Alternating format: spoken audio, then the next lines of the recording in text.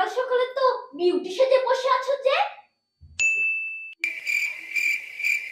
খোকা যে অফিসে যাবে, রান্নাটা কে করবে? সব কাজকর্মকে চালে তুলে রেখে দিয়েছো নাকি?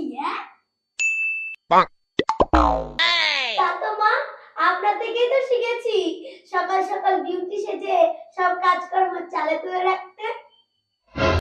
কি বললে বৌমা? আমি সকাল সকাল বিউটি সেজে বসে থাকি?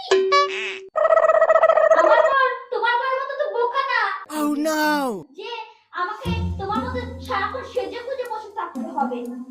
আমি তোমার মতো অত পেতনি নয় যে সবসময় আটা ময়দা মেখে ফর্সা হতে হবে। ঠিকই তো মা, আপনি কেন সাজতে যাবেন?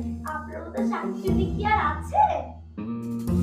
তুমি কিছু বললে বৌমা? Huh?